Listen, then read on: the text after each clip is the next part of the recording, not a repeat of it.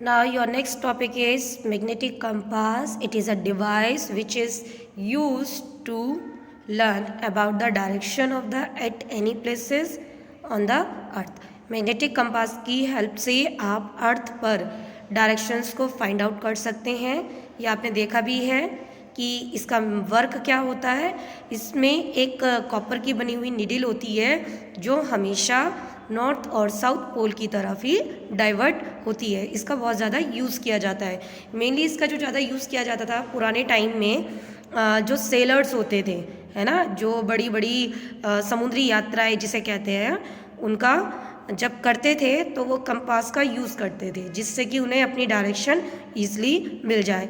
एक तरीका और था ध्रुव तारा, पोल स्टार, उसकी मदद से भी वो डायरेक्शन को फाइंड आउट करते थे, क्योंकि सभी को पता है पोल स्टार कहाँ होता है, नॉर्थ डायरेक्शन में।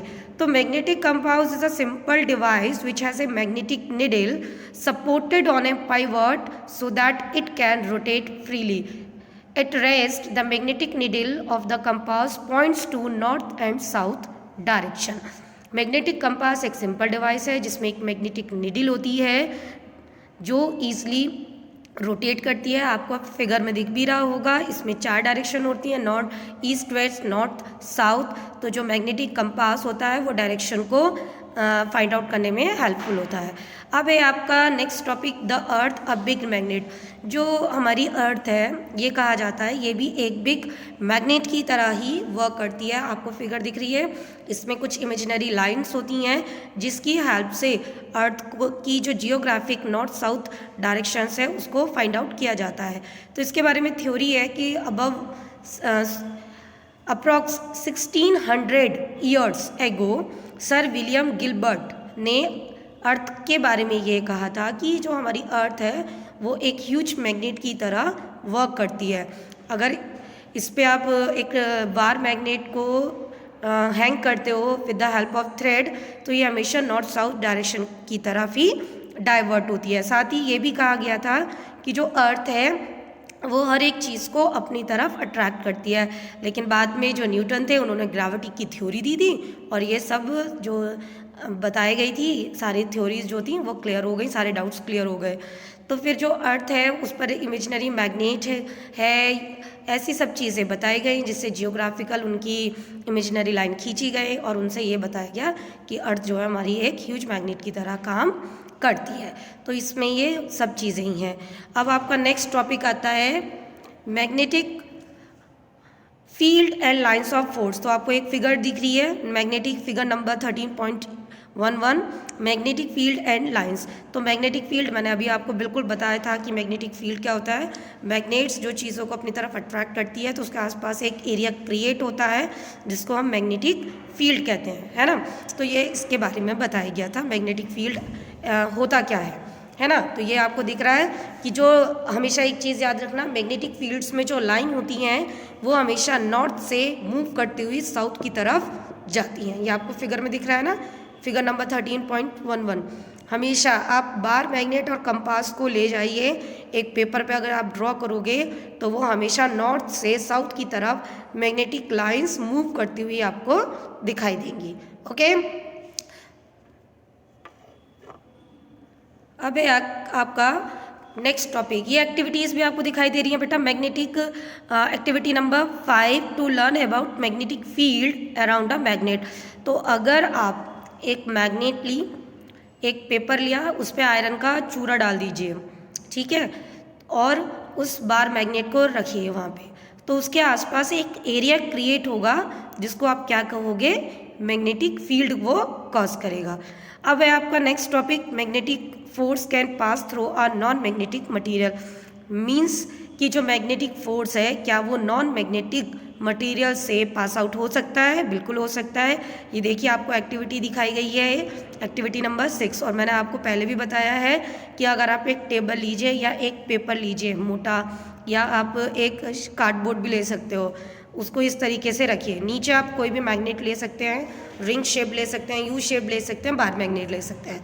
ऊपर की तरफ उसमें आयरन से बने कोई भी ऑब्जेक्ट डाल दीजिए।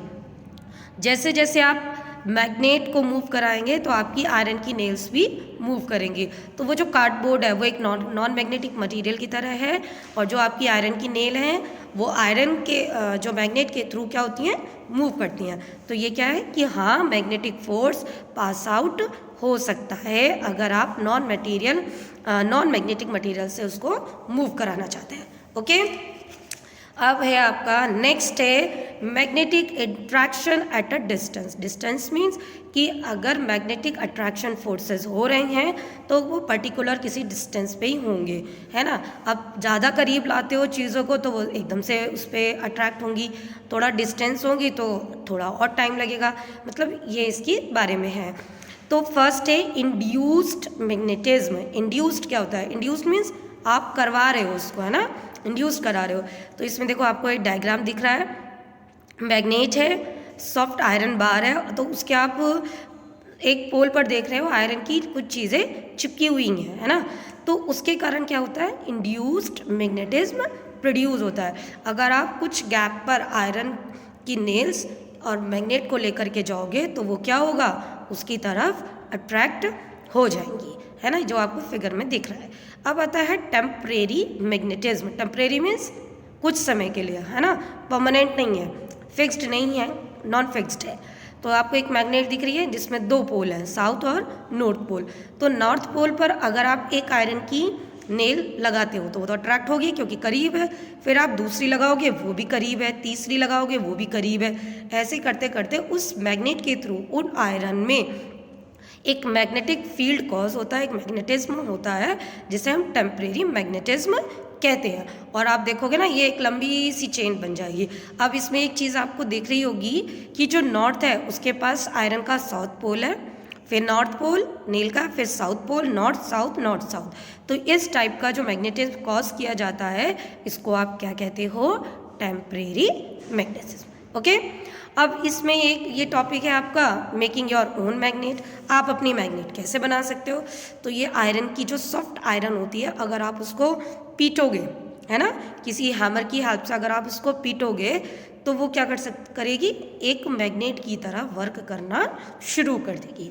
ठीक है, वो कुछ टाइम के लिए होगी, उसे आप टेम्परेरी भी कह सकते हो। ओके, नेक्स्ट आता है टेम्परेरी और परमानेंट मैग्नेट्स। टेम्परेरी अभी मैंने बिल्कुल आपको बताया कुछ समय के लिए होती हैं, है ना, वो अपनी मैग्नेटिक प्रॉपर्टीज़ एकदम से खो सकती हैं। कैसे?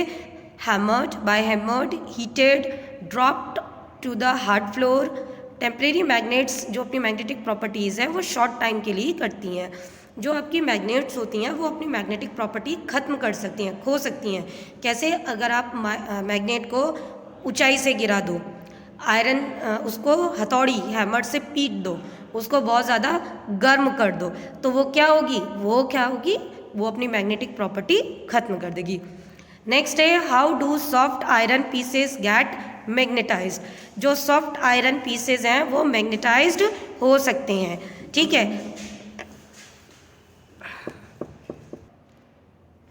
नेक्स्ट टॉपिक है आपका परमानेंट मैग्नेट्स। बेटा परमानेंट आपको बताया फिक्स्ड हो गया, है ना, वो अपनी मैग्नेटिक प्रॉपर्टीज़ को, जो मैग्नेट्स होती हैं वो लूज नहीं करती, वो लॉन्गर टाइम, है ना, उसको रीगेन किए रहती है।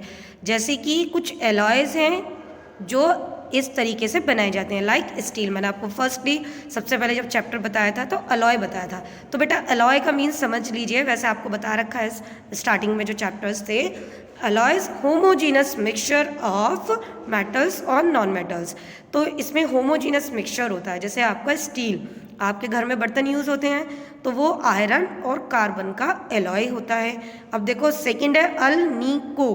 देखो Al means aluminium, Ni means nickel, Co means cobalt. तो ये तीन मेटल्स हैं जिनकी हेल्प से आप परमानेंट मैग्नेट्स को बना सकते हो।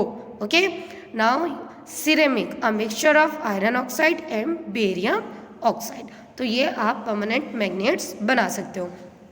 अब आता है आपका यूजेस ऑफ मैग्नेट। तो आपके ढेर सारे मैग्नेट्स के यूजेस हैं, there are so many uses of magnets. Firstly आपका एटीएम कार्ड। अब आप एटीएम में पैसे निकालने जाते हो तो जैसे आप एटीएम मशीन में डालते हो तो वो क्या होती है, उसको रीड करती है, तो लेकिन उसके अंदर क्या होती है, मैग्नेटिक प्रॉपर्टीज़ होती हैं। अब जैसे ही आप एटीएम मशीन में डालते हो तो वो अट्रैक्ट हो जाती है तुरंत, और कुछ टाइम बाद वो वापस आ जाती है, क्योंकि वो उसको रीड करता है, कार्ड को रीड करता है ना। तो वो उसके ऊपर एक मैग्नेटिक स्ट्रिप्स होती हैं, एक पट्टी होती है ना। देखना आप अपने एटीएम में आपको दिखाई देगा। साथ ही ये मैग्नेट जो होती हैं आपके इलेक्ट्रॉनिक गैजेट्स में यूज़ होती हैं। आप अपने फ्रिज का डोर ओपन करिए तो उसमें साइडों में मैग्नेट्स होती है, तभी तो आप जैसे ही गेट बंद करते हो ईजिली वो बंद हो जाता है ना। एकदम तुरंत हल्का सा पुश करते हो वो आगे की तरफ उससे अट्रैक्ट होता है, तो उन गेट पे होता है। साथ ही पिन होल्डर जो ऑफिस में होते हैं तो उसमें आप ऑल पिन देखते हो तो उसमें मैग्नेट्स लगी होती है जिससे वो अट्रैक्ट होती हैं, है ना। डोर स्टॉपर्स में, आपके टेलीफोन्स में, आपके जो म्यूज़िक सिस्टम होते हैं, आप अपने म्यूज़िक सिस्टम को देखिए, वूफर्स वगैरह को, तो उसमें रिंग शेप्ड मैग्नेट लगी होगी, है ना। तो ये they are so many uses. तो ये बाकी आप अपनी बुक की हेल्प से पढ़ सकते हैं। ओके बेटा, नाउ लास्ट टॉपिक है आपके magnetising by electric current electromagnet. तो ये इलेक्ट्रोमैग्नेट जो है आपकी वॉशिंग मशीन, आपकी जो मिक्सी है, आप मिक्सी को कभी आप ओपन करोगे तो जहाँ उसकी मोटर होती है उसके साइडों में मैग्नेट लगी होती है। क्यों?